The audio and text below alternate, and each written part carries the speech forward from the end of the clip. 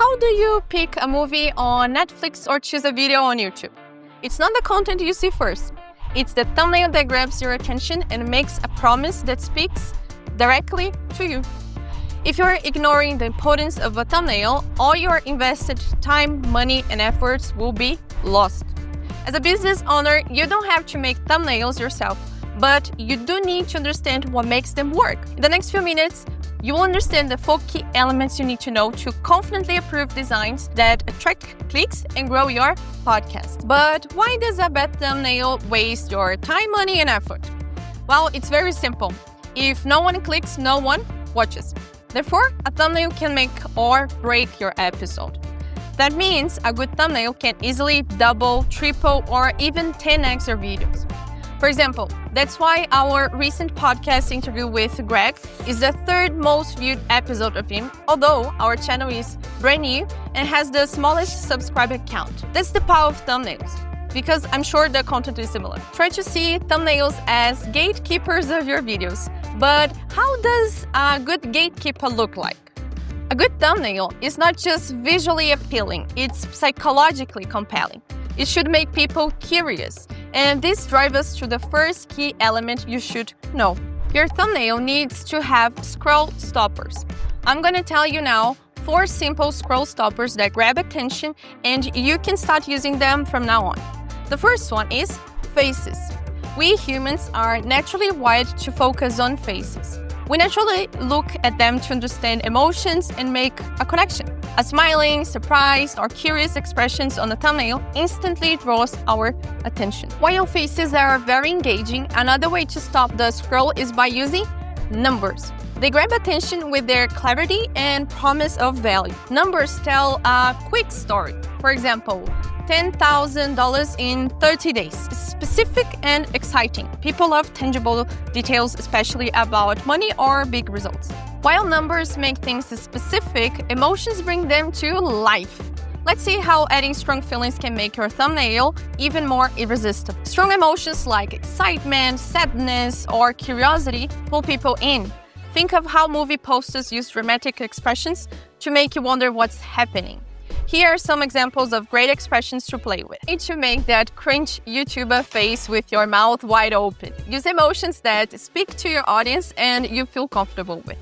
Once you have captured the emotion, you can amplify its impact with bright colors.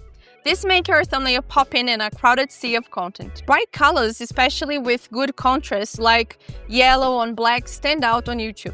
Using vibrant colors to grab attention is a great choice, but avoid thumbnails that look too cluttered. It can't look like a carnival here in Brazil. And to really connect with your viewers, you can't go wrong with recognizable symbols or elements. If you're referencing something familiar, like a social media platform or a popular app, include its logo or layout. We normally talk a lot about Apple Podcasts or Spotify or even YouTube itself. So we normally try to use these logos. It makes the thumbnail relatable and instantly understandable. Let's talk about the second key element. Your podcast thumbnail should be simple and easy to understand.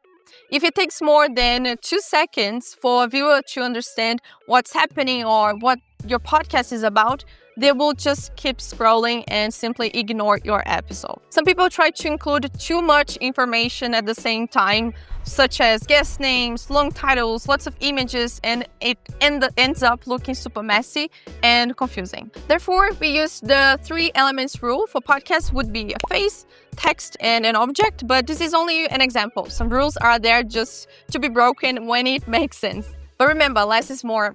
Your thumbnail's job is to spark curiosity, not explain the entire episode.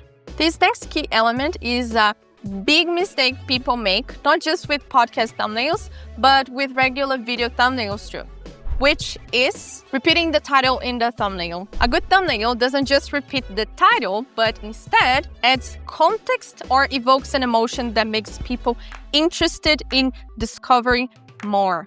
The thumbnail and title should work together to create a combo punch. That means the thumbnail makes people stop scrolling and the title makes them click. Repeating the title in the thumbnail is a missed opportunity to spark even more interest. If you do this, then you don't need a title and can leave it blank. Don't you agree? The last but not least key element is about the text used in the thumbnail. The text should be big enough to be easily read on phones, for example. Also, choose simple, clear fonts and place the text on the left side so it won't be covered by the timestamp. The text we normally choose for our episodes is short, intriguing quotes said by the guest or just summarizing the whole topic. As a bonus for you, here's a very simple framework to improve your future thumbnails. Ask yourself these 3 questions. First, do a shrink test.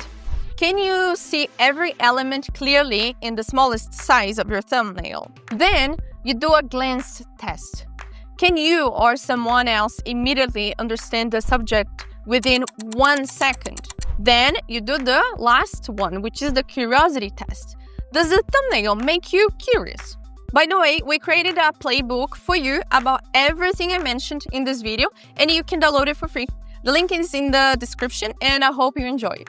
Okay, now the thumbnail has been approved and the episode is posted, but how do we know if the thumbnail is working? First, I would suggest you use the test and compare feature of YouTube, which means you take at least 2 thumbnails and YouTube tests which thumbnail was watched the most.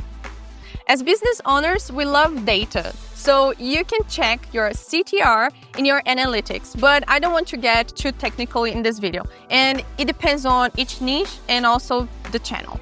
To summarize, theory makes for about 80% of the success of the thumbnail and 20% design. What I mean is, if the designer is not hitting those 4 key elements, such as sparking curiosity, interest, or using recognizable elements, the aesthetics won't bring you any clicks. But the thumbnail is just one part of what will give you the click. The second piece is the title. Click on this next video because we had a conversation with the title king himself, Jake Thomas, who helped to generate over 100 million views through his title framework. See you there!